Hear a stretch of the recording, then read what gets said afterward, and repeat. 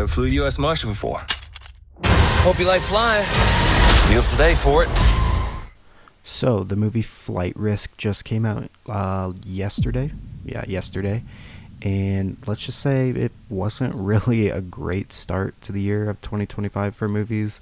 The best way I can describe this movie is just 50-50, especially with the dialogue. There's definitely a few issues with the dialogue, but there's also a few notable things about the dialogue that's really good.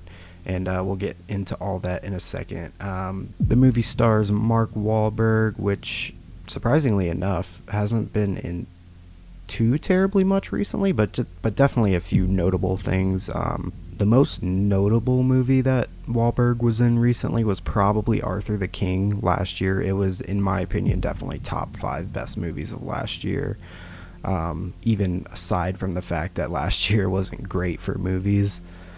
He was in Uncharted, which his performance was really good, but I understand a lot of the fans were not too happy with it. But I don't think that falls on Mark Wahlberg. I think that falls on the writers and arguably the casting director.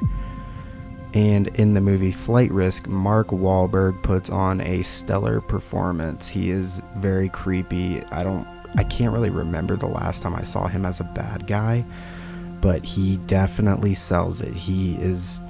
I heard a lot of people in the theater comparing him to Hannibal Lecter. Just very creepy. Just makes your skin crawl is the best way I can describe his performance.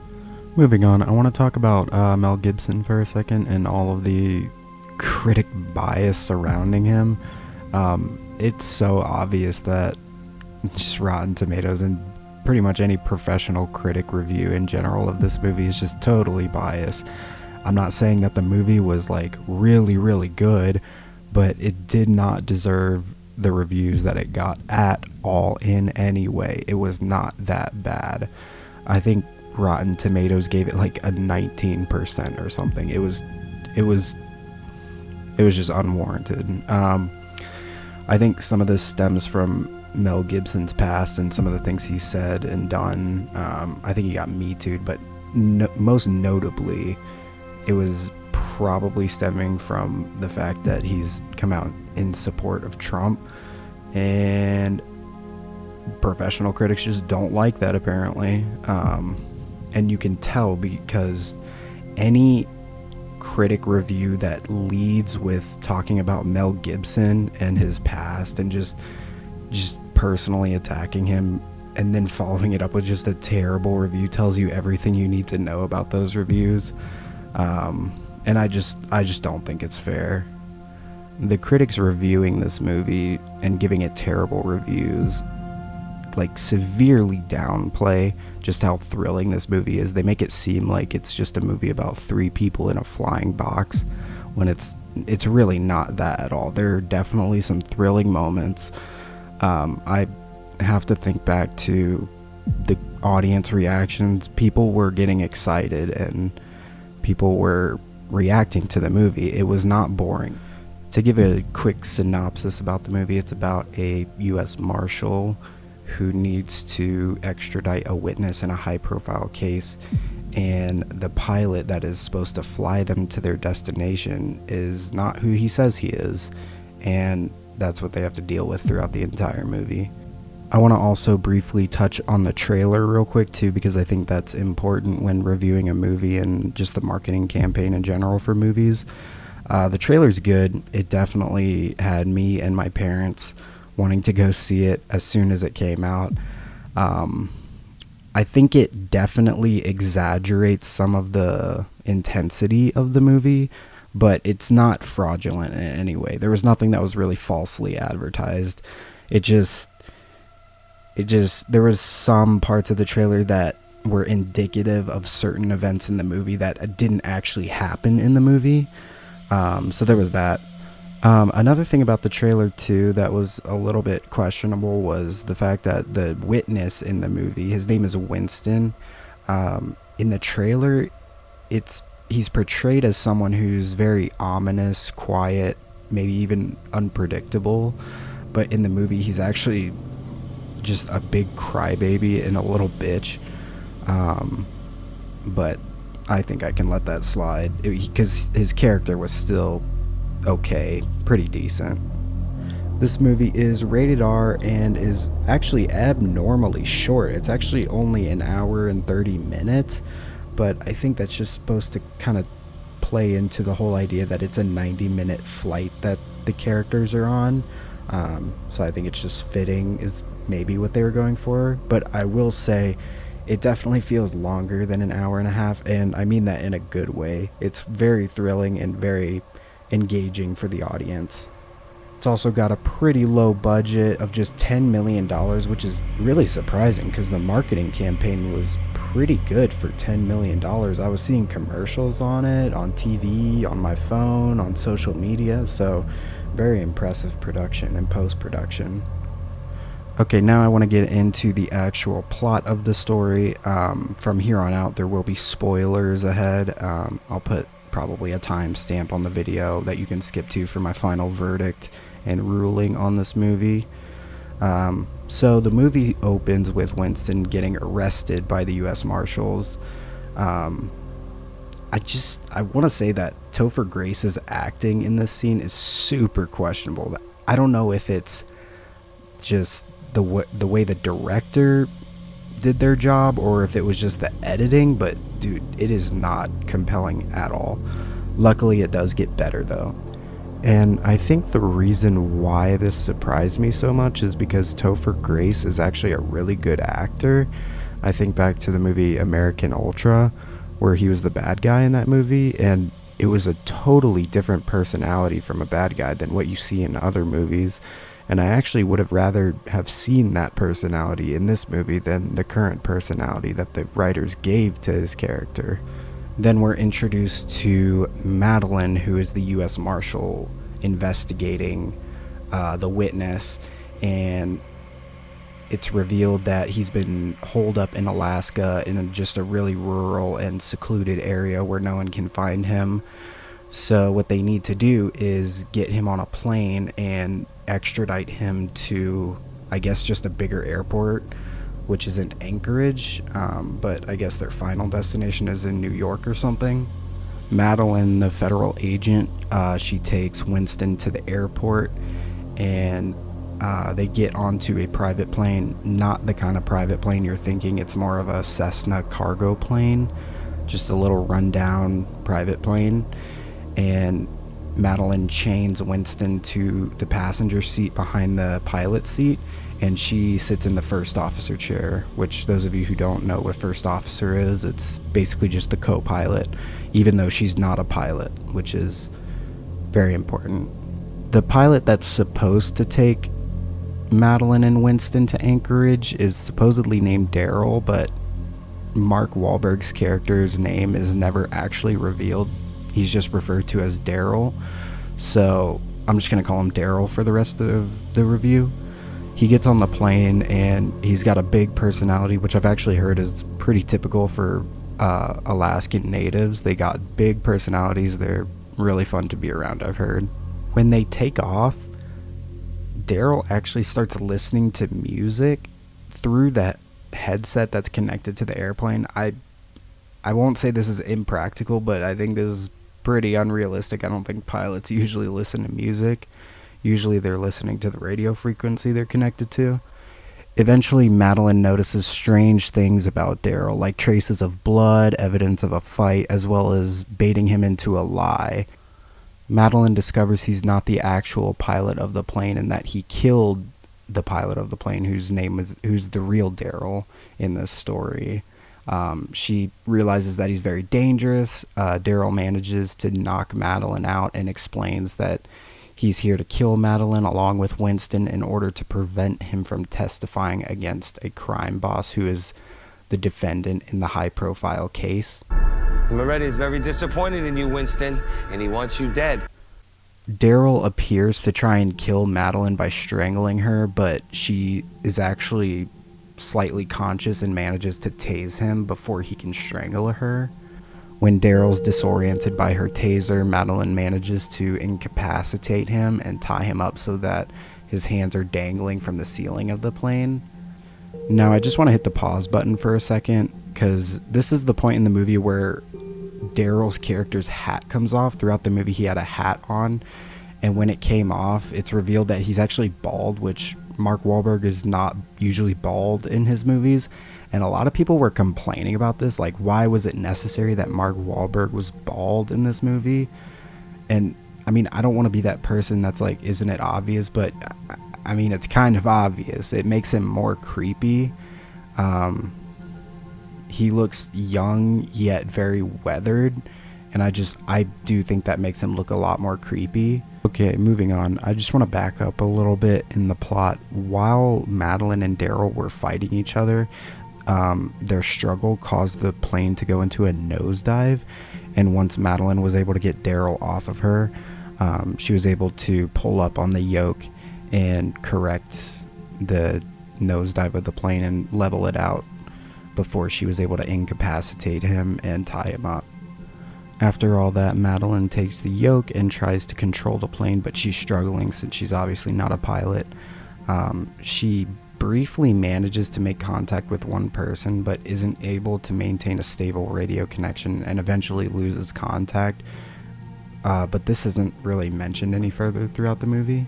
Since Madeline's struggling trying to connect with anyone through the radio equipment on the aircraft, she tries to find a different solution and ends up discovering a sat phone, which is, I guess, a device that can communicate with people on the ground differently than radio. She manages to contact her boss, who gets her in touch with a pilot who from the ground can help her aviate the plane over the phone.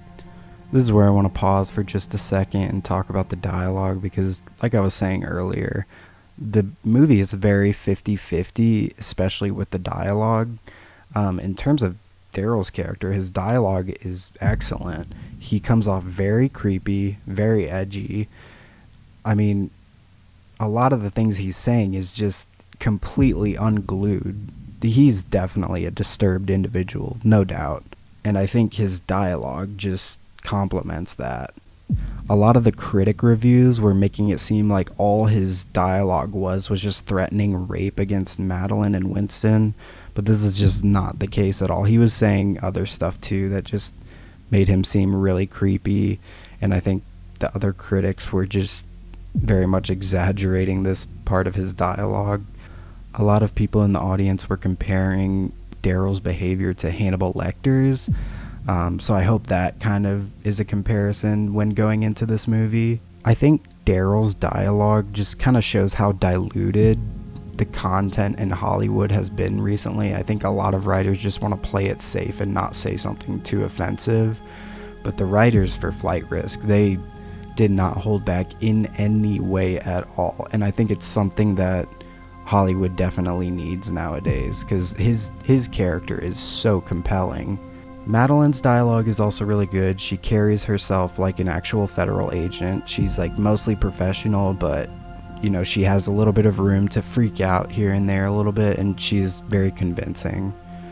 Winston's obviously is a little bit more questionable, but he's still a good character. It's just, I think because the movie's rated R and considering the situation, it's just a little bit weird that he's just kind of a crybaby the whole time.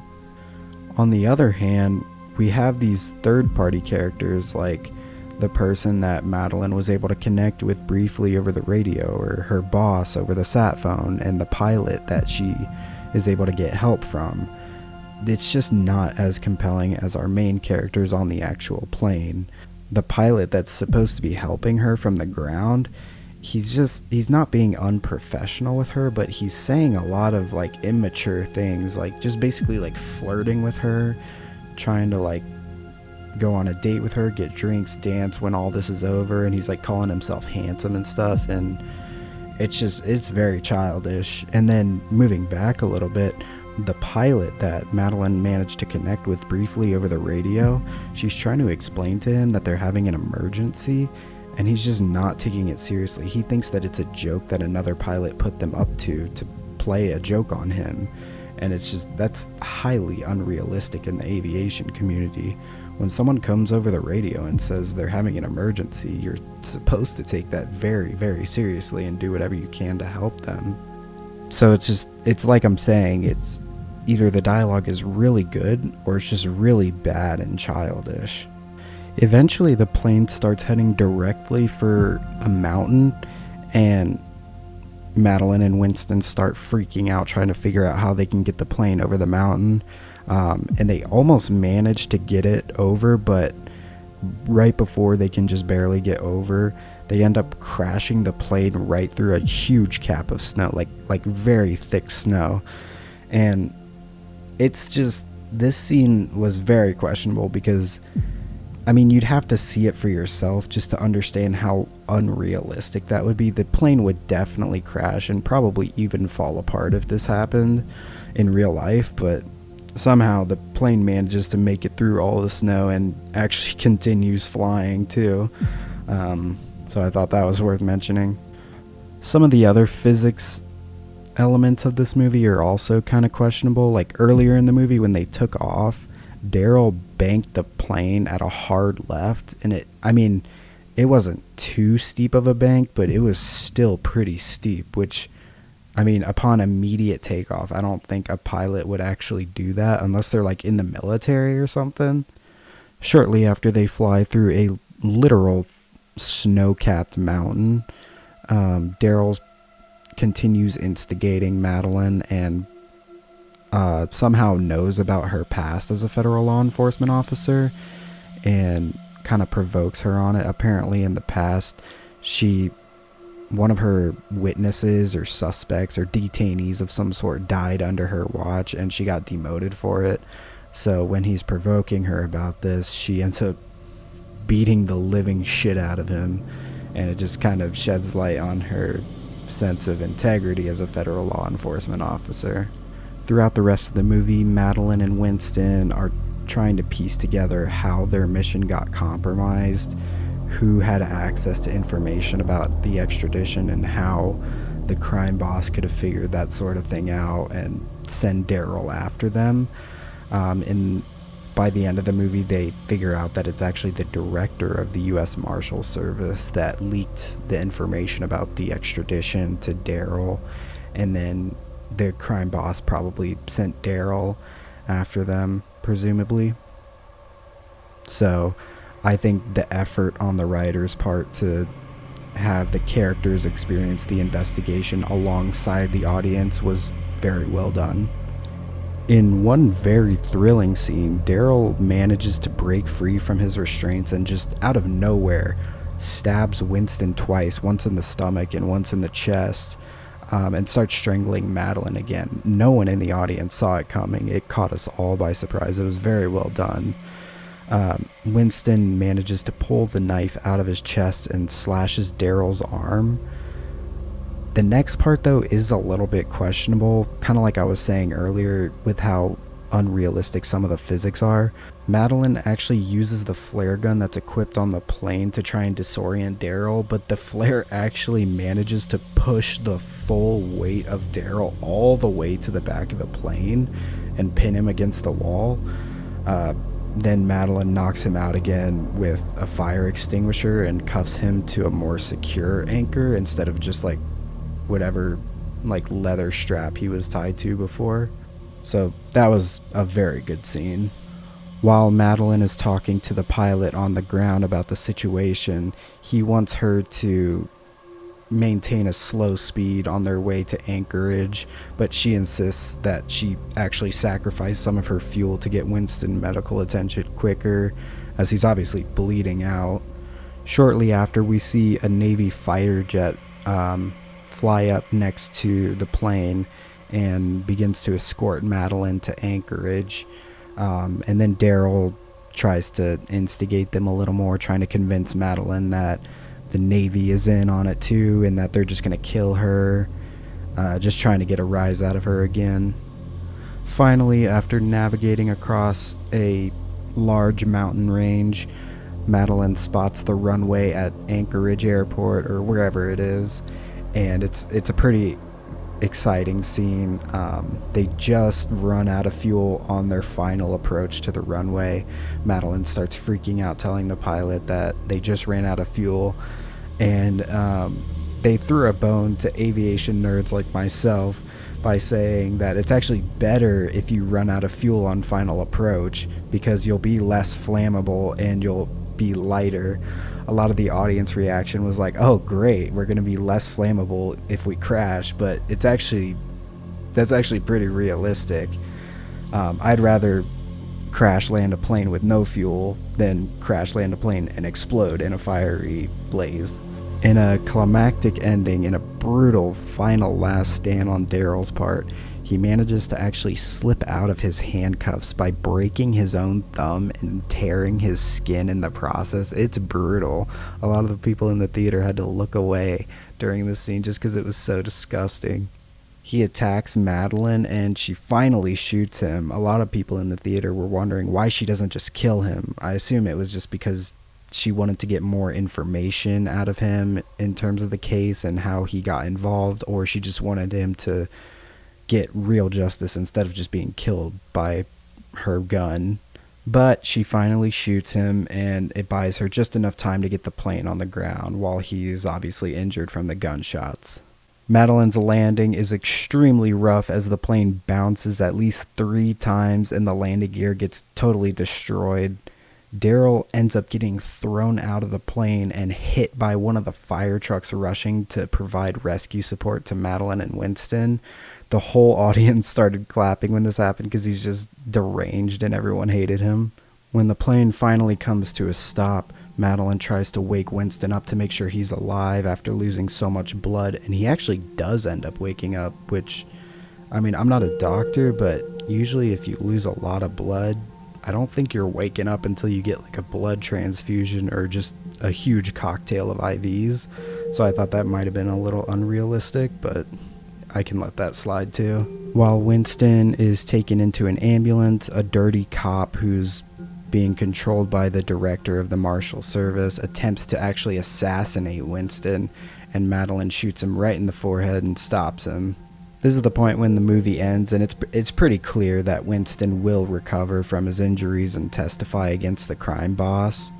The only real big question left unanswered is how Daryl fits into the operation of the compromise, because he mentions earlier on in the movie that he's doing this for free and that he just does it for fun, but none of this is really explained.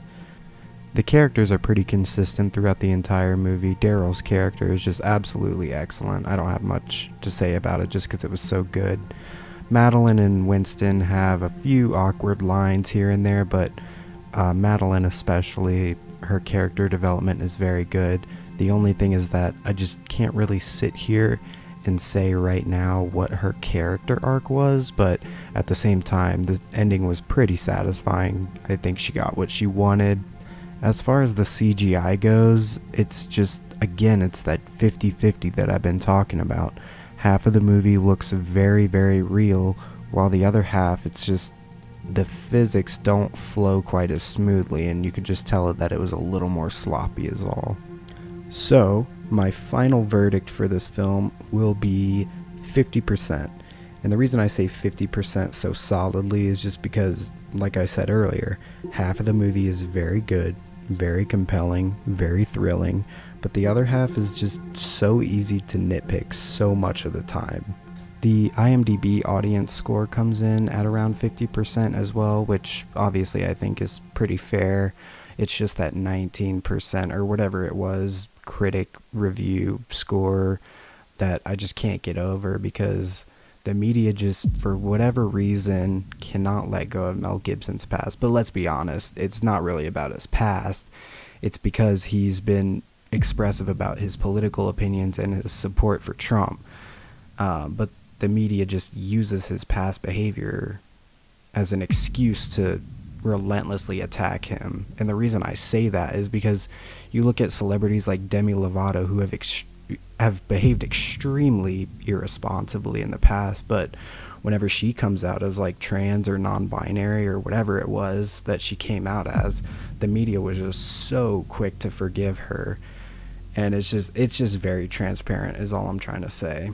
And Mel Gibson isn't the only victim of this either. Mark Wahlberg has been a huge victim of this as well.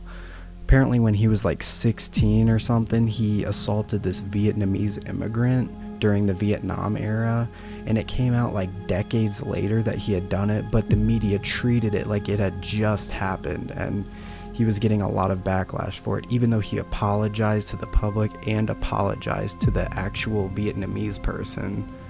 But people just can't let it go, because Mel Gibson and Mark Wahlberg are both very devout Christians and both likely Trump supporters. But I mean, you guys can just call me a conspiracy theorist for that if you want. As far as my suggestion when it comes to should you go see this movie, should you wait to rent it, or should you just watch it when it is on TV, or just not watch it at all, I would say just wait until you can watch it on TV. If you like my review, you can rent it at the very least, but I wouldn't say that it's worth going to see in the theaters. It wasn't the most immersive movie I've ever seen, but it was still pretty thrilling, so I would just wait until it comes out on TV or for rent. So that was the movie Flight Risk. If you guys like this review, be sure to drop a like. This is something new that I'm trying out and have been wanting to try out for a little while. So I'm going to look at reviewing other movies in the future. The new Captain America is probably going to come out. I think I'll definitely review that one.